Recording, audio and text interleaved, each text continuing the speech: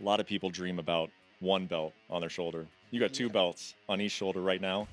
How does this moment feel for you right now? It's so amazing. It's so amazing. I don't know how to describe it with the simple words. I feel so blessed. And the only undefeated two weight classes world champion, I think so. Yeah, someone told me in the backstage that I was like, that's a cool fact. It is a cool fact. Uh, I'm. I think a lot of people watch you and they're just like, you seem so calm. You seem like you know exactly what's going to happen. Clearly, you're enjoying this moment, but can you take us into your mind a little bit? Because you were handling this in a way that very, very few human beings are able to just stay calm and this confident in these big moments. Just throughout the night, these moments, how are you able to handle them the way you do? What happens is that when I talk, they think that I'm cocky and I'm overconfident and all that. But in reality, is that I feel that no one can match my level of skills inside the octagon.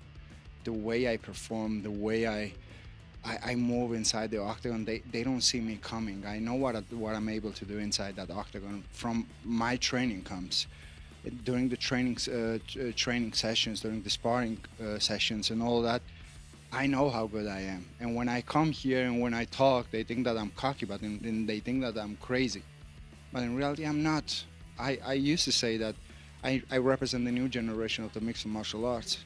And it took me a little bit of time to demonstrate it. You know what I mean? So thanks God, after every fight, I have more believers in my team. Yeah, I would say so. There's not many doubters at this point. When you were envisioning this fight against Charles Oliveira, you called your shot, first round knockout. Are you seeing that actual shot? Are you Saw it exactly like this. Exactly like this. I knew it. I knew it. Like in the moment when I'm gonna start to combine punches, he's not gonna see me coming. And I call this. I actually told you during the whole week. I told you he's not gonna see me coming. The way I move, the way I do it, they can't do anything against it. Can you talk about just? It seemed like you were very comfortable the whole time, but that's Charles Oliveira there. I mean, that's the guy who's got the most submission wins in UFC history. He's got your leg. He wraps you up a little bit. It's early in the fight, first round. Any type of Actually, adversity go through your mind? I also said that. I said that like once I want to start to connecting punches, he's gonna try to take me down. This is something he's gonna try. He's gonna try to walk forward. But one thing is what you are gonna try, and the other thing is what you are gonna do, what you are gonna be able to do. So exactly what I said. I connected with a couple of punches. He was like shocked, and he said, "I need to get a takedown." Then I defended the takedown. I control him in the ground. Almost, I get a very dominating position in the ground. I was very, very close to get it. He did a great scramble in the ground. Again, we went to the striking, and finally, I could knock him out. I've talked to a lot of great fighters over the course of my career. I've had the honor of doing so. Even the great ones tell me we're all scared right before we walk out. Anyone who tells you they're not scared is lying to you. But when you walked out tonight, I mean, that was a different level of confidence that I saw. I think a lot of people saw it. Is there any fear, any doubt in your mind whatsoever when you go into these situations? I have been in the backstage many, many, many times, and I feel the fear many times. But this time, like the last three fights, I would say I didn't feel the fear. I was really, really enjoying the whole process because I knew exactly what I would do inside the octagon. I knew it. Like I used to say, the belts are earned in the training. In the competition, you just go to collect them, and this is what I did tonight. Did you have any idea what was going to happen after the fight? I mean, obviously, you win your second championship. There's a laundry list of guys that want to fight you. There's a laundry list of big fights for you. I really believe so. There are many guys that want to fight me. Well, I mean, there's a that want to fight you. I mean, I think they want to fight you for what you've got. Maybe yes. Do you think Paddy Pimblett really wants to fight you? I saw him. The eyes never lie. He doesn't want to fight me. Really? I swear to God, he doesn't want to fight me. I saw the fear in his eyes.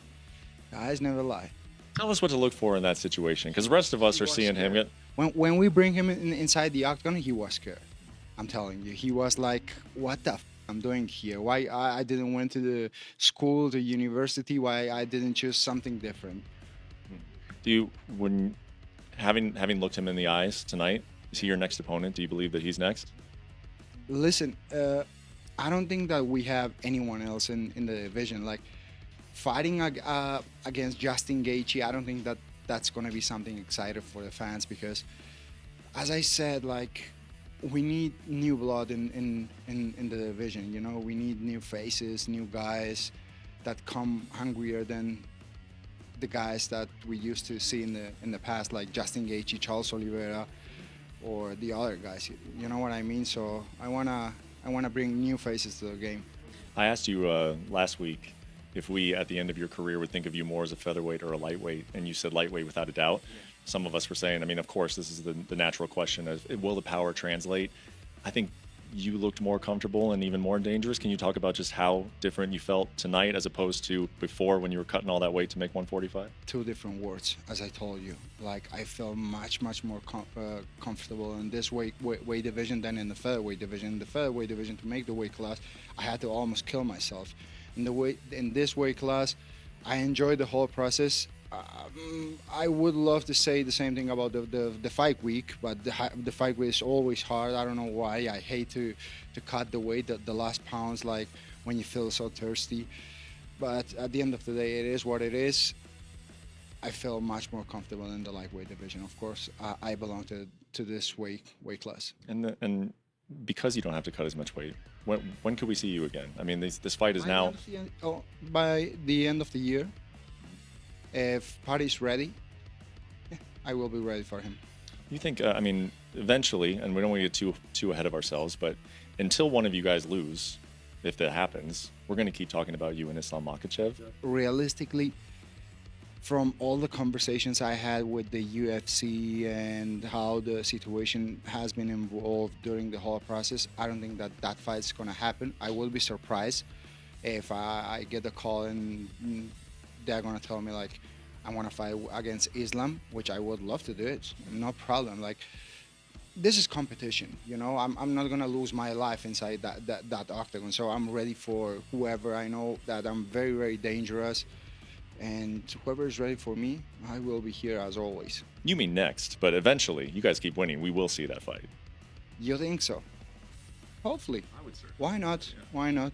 If the UFC wants to make that fight happen, they're gonna make that happen. But I don't know if they want to make it happen. If so, I'm gonna be ready.